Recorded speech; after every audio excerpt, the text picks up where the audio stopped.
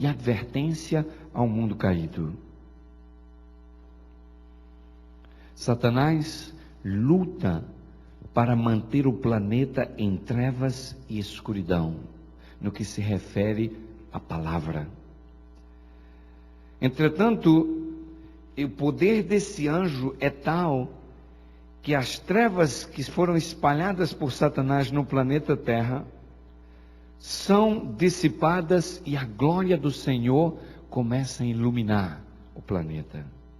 Homens e mulheres com santa consagração e zelo sairão a pregar a mensagem do Evangelho aos quatro cantos da terra. Haverá uma grande oposição e perseguição ao alto clamor. A luta vai ser acirrada, mas com fé e coragem os santos anunciam a verdade destemidamente. E milhares serão convertidos. Nós teremos nesse alto clamor, a expressão alto clamor, ela vem de uma intensificação da pregação do Evangelho, de um aumento de intensidade do volume da pregação dos três anjos de Apocalipse. Esse acontecimento, ele vai ocorrer um pouco antes do fechamento da porta da graça, quando os quatro anjos vão soltar os quatro ventos. Se vocês olharem aquele gráfico ali, vocês vão ver ali em cima escrito assim: fim do tempo da graça, os quatro anjos embaixo soltam os quatro ventos. Um pouco antes, entre o decreto dominical e entre o fechamento da porta da graça, nós teremos nesse período a grande intensificação da pregação do Evangelho. É nesse período, já não haverá mais a igreja adventista. Nesse período haverá a igreja remanescente. Aqueles que vão abraçar a verdade do sábado e vão então intensificar a pregação do Evangelho nesse período, porque esse vai ser o último chamado, vai ser a última mensagem para que o povo possa sair de Babilônia, para que o povo possa realmente ouvir e aceitar a verdade do sábado. E Deus vai usar instrumentos humanos para levar avante essa grande mensagem. Pessoas cheias do Espírito Santo. Junto com o alto clamor vai vir o derramamento da chuva serôdia, que é uma plenitude do Espírito Santo de Deus. A obra do alto clamor, ela é representada pelo anjo de Apocalipse 18. E ela vai ser rápida e vai ser miraculosa. Quando o Espírito de Profecia diz que ela vai ser miraculosa, está querendo dizer o seguinte: que vai haver milagres. Vai haver milagres. Vai haver maravilhas através da intensificação dessa mensagem. Milhares se converterão em apenas um dia. E meus queridos, Deus tem um plano especial para aqueles que realmente querem participar dessa última ofensiva de salvação do planeta Terra. Ellen White disse que viu servos com o rosto iluminado de santa consagração, saindo a proclamar a mensagem do Evangelho a todos os lugares. Sabe, meus queridos, talvez a gente olhe para nós hoje e diga assim: mas como é que eu posso participar do alto clamor se eu não sei pregar e não sei falar? A obra da pregação do Evangelho é uma obra que tem que ser feita pelo Espírito de Deus. Talvez olhando humanamente para nós não temos condição de pregar. Mas quando nós vemos o Espírito de Deus guiando e dirigindo, nós poderemos fazer muito por essa obra, se a gente permitir que o Espírito de Deus vá dirigindo, que o Espírito de Deus vá nos guiando. Sabe, jovens, o sábio Salomão, um dos homens mais sábios do planeta Terra, ele disse assim, falando para os jovens: lembra de tu teu Criador nos dias da tua mocidade. É no dia da nossa mocidade que nós temos que consagrar e dedicar a nossa vida a Deus. É nos dias da nossa mocidade que nós precisamos fazer uma profissão de fé, de se engajar nesse ministério da pregação do Evangelho. Vocês sabem que eu nasci na igreja. Eu já disse aos jovens numa reunião que a gente teve sexta-feira à noite, que eu vivi muitos anos infeliz dentro da igreja. Eu estava ali na igreja e não tinha coragem de ir para o mundo e ser chamado de ímpio. Mas eu era atraído pelo mundo. Mas ao mesmo tempo eu ficava dentro da igreja infeliz. Eu ficava dentro da igreja sem sentir a alegria da salvação. Queridos, não é suficiente ser jovem adventista. É preciso ser jovem adventista feliz. Não é necessário ser membro, é preciso ser um membro da igreja feliz. Nós precisamos sentir a alegria e o gozo da salvação em Cristo Jesus. E eu passei anos e anos, até quando finalmente pude conhecer Jesus por experiência pessoal.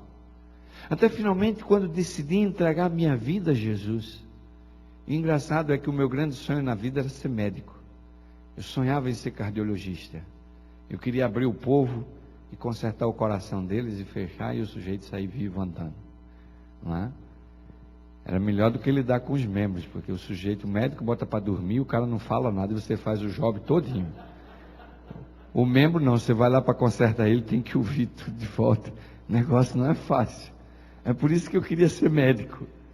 Mas vocês acreditam que eu fiz 6 vestibulares de medicina e não passei em nenhum? Eu fiquei desanimado. Engraçado é que minha mãe é muito sábia. Mãe é um negócio sábio, né? Porque eu fui lá para Recife, fazia o vestibular e não passava. E ela dizia: meu filho, vai para o colégio, seus amigos estão tudo lá. E estava mesmo. Você vai para o colégio fazer teologia lá. E eu ia lá fazer teologia, né? Sem muito interesse, para no ano que vem fazer o vestibular de novo. Cada fim de ano eu fazia 2 vestibulares, no meio do ano eu fazia mais 2, e num período de 2 anos assim, eu fiz lá uns 6 vestibulares para medicina. Mas eu não passava em nenhum. E passava nas matérias de teologia. E quando eu dei fé, eu estava terminando o curso de teologia. E eu dizia assim: bem, e agora, eu vou ser médico ou vou ser pastor? Tem que decidir o que é que eu vou ser. E eu pensei assim, naquela época estava muito difícil ter chamado. Tem uma turma de 60 formando, 40 não tinha chamado para ser pastor. E eu falei assim: bem, eu vou esperar chegar o último ano para ver se eu vou ter chamado. Se eu não tiver chamado, vai ser uma glória, porque aí eu vou fazer a medicina, aí eu vou fazer cursinho, aí eu vou pegar para valer mesmo. Já fiz a faculdade de teologia, agradei a minha mãe, e eu disse: olha, Senhor, agora se é para eu ir, então, que venham os chamados. Eu estava certo que nem ia ter chamado, porque era uma crise de chamado naquela época, não é? E vocês acreditam que quando chegou no mês de julho, eu já tinha 3 chamados na mão. E não tinha nem terminado ainda. E eu falei assim: não, Deus está me chamando para alguma coisa a mais. Deus está me chamando para alguma coisa a mais. E aí não tive opção. Olha, eu vou dizer uma coisa para vocês, jovens. Ore a Deus para você saber o que Deus quer da sua vida. Mas ore e jejum. Jejum e oração. E você vai ouvir Deus falar, Deus guiar os teus passos, Deus guiar o caminho. E você vai ser uma bênção. Ela White teve uma visão que ela viu jovens, pessoas consagradas, indo de porta em porta, pregando essa mensagem, batendo de porta em porta, levando o evangelho. E o Espírito de Deus convencia as pessoas. Vocês sabem que quando eu era jovem,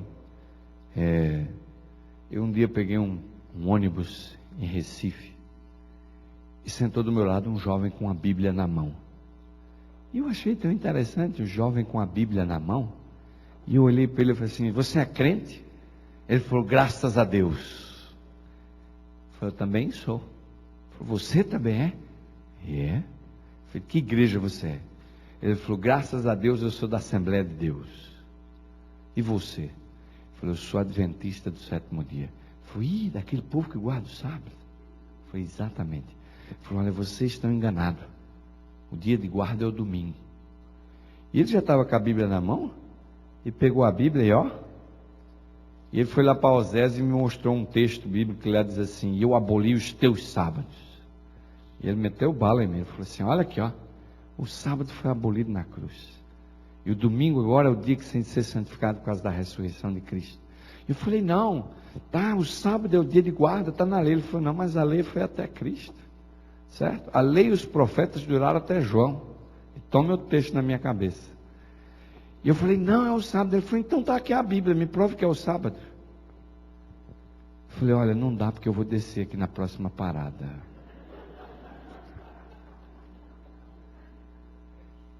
E eu desci daquele ônibus humilhado.